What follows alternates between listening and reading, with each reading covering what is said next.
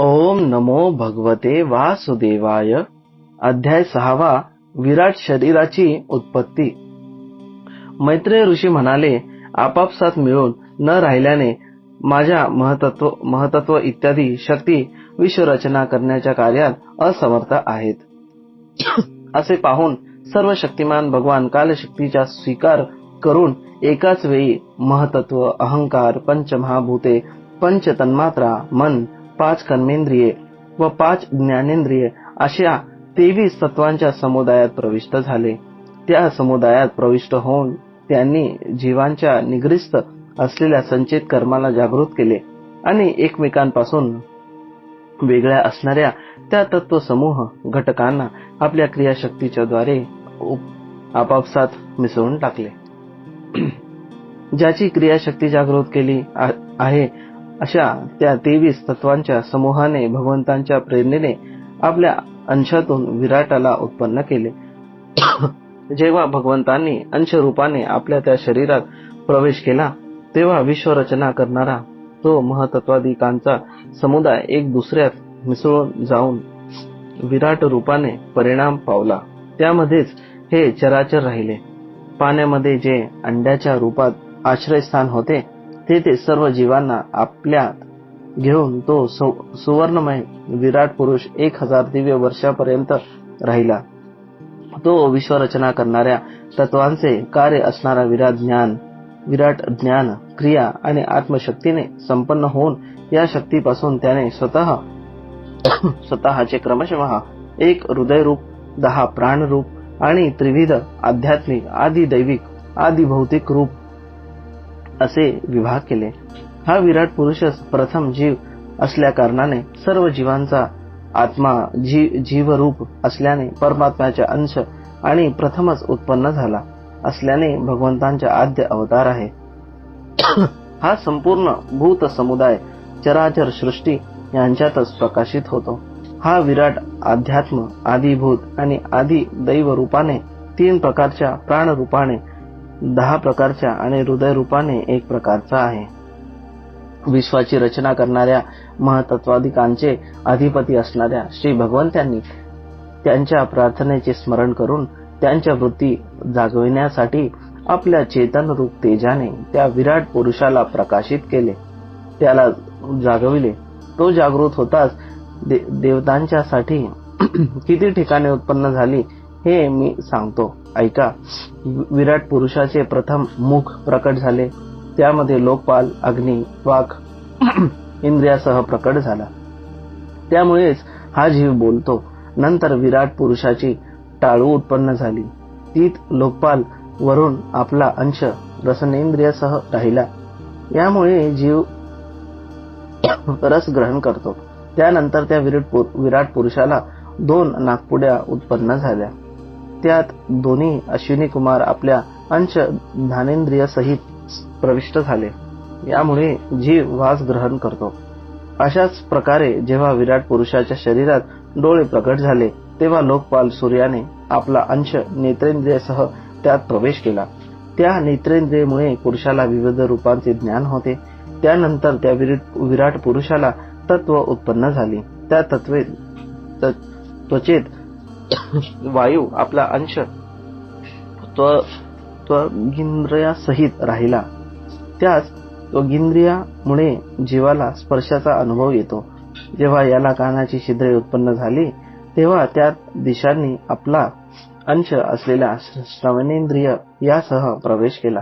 यामुळेच जीवाला शब्दाचे ज्ञान होते. मग विराट पुरुषांच्या शरीरात त्वचा उत्पन्न झाली. त्यामध्ये निरनिराळ्या औषधी आपला अंश असलेल्या रोमांसासह राहिला. या रोमांचातून जीव खाजवण्याचा अनुभव घेतो. आता त्याला लिंग उत्पन्न झाले. आपल्या त्या आश्रयात प्रजापतीने आपला अंश वीर्य यासह प्रवेश केला.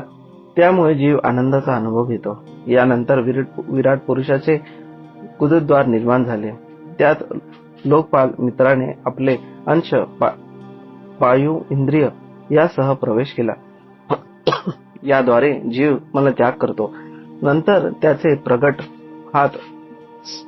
त्याचे हात प्रगट झाले. इंद्राने आपल्या देणे घेणे या शक्तीसहित हातात प्रवेश केला. त्या योगे जीव आपली उपजीविका प्राप्त करतो. जेव्हा त्याचे पाय उत्पन्न झाले तेव्हा लोकेश्वर विष्णूंनी त्यात आपली शक्ती गतीसह प्रवेश केला. या शक्तीमुळे जीव आपल्याला पाहिजे त्या ठिकाणी जाऊ शकतो. आता त्याची बुद्धी उत्पन्न झाली.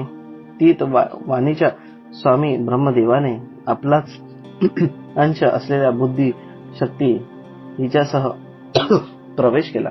या बुद्धी शक्तीमुळे जीव जाणण्या योगे विषय जाणतो. नंतर हृदय प्रकट झाले. चंद्राने आपला अंश मनासह त्यात प्रवेश केला. या मनामुळे संकल्प विकल्प हे विकार निर्माण होते. त्यानंतर विराट पुरुषात अहंकार उत्पन्न झाला. अभिमानाने आपला अंश असलेल्या क्रियाशक्ती सहित त्यात प्रवेश केला. यामुळे जीव कर्तव्य करतो. आता याच्यात चित्त प्रगट झाले. महतत्व ब्रह्मा हे चेतनेसह तेथे राहिले. या चित्त शक्तीने जीव विज्ञान प्राप्त करून घेतो. या विराट पुरुषांच्या डोक्यापासून स्वर्गलोक, पायापासून पृथ्वी आणि नाभीपासून आकाश अंतरिक्ष उत्पन्न झाले. या ठिकाणी क्रमाने तिन्ही गुणांचे परिणामरूप देवादिक आढळतात. यामध्ये सत्वगुणांच्या अधिक्यामुळे देव सर्व लोकात, रजोगुणाच्या प्राधान्यात मनुष्य व त्यांना उपयोगी पडणारे गायी इत्यादी जीव पृथ्वीवर आणि तमोगुण स्वभावाचे असणारे रुद्राचे पार्षद, भूत, प्रेत इत्यादी दोन्ही यांच्यामध्ये भगवंतांचे नाभिस्थान असलेल्या अंतरिक्ष लोकात राहतात. विदुरा, भगवंतांच्या मुखापासून वेद आणि ब्राह्मण प्रकट झाले. मुखापासून प्रकट झाल्यामुळे ब्राह्मण सर्व वर्णात श्रेष्ठ आणि सर्वांचे गुरु आहेत. त्यांच्या बाहूपासून क्षत्रिय वृत्ती आणि त्या वृत्तीचा अंगीकार करणारा क्षत्रिय वर्ण उत्पन्न झाला. हा वर्ण विराट भगवंतांचा अंश असल्यामुळे सर्व वर्णाचे चोर इत्यादींच्या उपद्रवापासून संरक्षण करतो. त्या भगवंतांच्या 2 मांड्यापासून सर्व लोकांचा निर्वाह करणारे शेती इत्यादी व्यवसाय आणि तिच्यापासून वैष्णव वर्णाचा प्रादुर्भाव झाला. आपल्या वृत्तीनुसार हा वर्ण सर्व जीवांच्या उपजीविका चालवितो.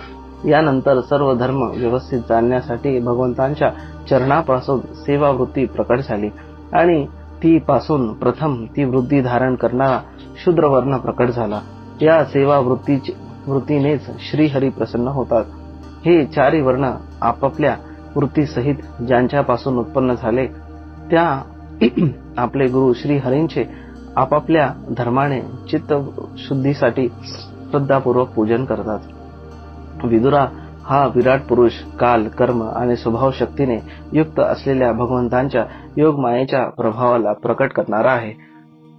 यांच्या स्वरूपाचे संपूर्ण वर्णन करण्याचे साहस कोण करू शकेल? तरीही हे विदुरा, अन्य व्यवहारिक बोलल्याने अपवित्र झालेली माझी वाणी पवित्र करण्यासाठी मी गुरुमुखातून जसे ऐकले आहे त्याप्रमाणेच आणि माझ्या बुद्धीप्रमाणे श्रीहरींचे सुयश वर्णन करतो. महापुरुषांचे असेच मत आहे की पुण्य श्लोक शिरोमणी श्रीहरींच्या गुणांचे वर्णन करणे हा मनुष्याला त्याच्या वाणीचा आणि विद्वानांच्या मुखातून भगवत कथामृताचे पान करणे हाच त्यांच्या कानांचा सर्वात मोठा लाभ आहे. विदुरा, आम्हीच काय पण आदी कवी ब्रह्मदेवांनी तरी 1000 दिव्य वर्षापासून आपल्या योग साधनेने परिपक्व झालेल्या बुद्धीने भगवंतांच्या अपार महिमा जाणला. म्हणजेच भगवंतांची माया मायावी लोकांनाही मोहित करणारी आहे. भगवंतांनी त्यांच्या मायेचा सांगपत्ता लागला नाही तर अन्य कोणाचा तिथे काय पार पाडणार? वाणी आणि मन जेथेपर्यंत जाऊन माघारी फिरतात तसेच अहंकारी अभिमानी रुद्र व इतर इंद्रियाधिष्ठित देवतांना सुद्धा त्यांचा पार लागणे शक्य नाही. त्या श्री भगवानांना नमस्कार असो. अध्याय 6 समाप्त. हरिओम तत्सत.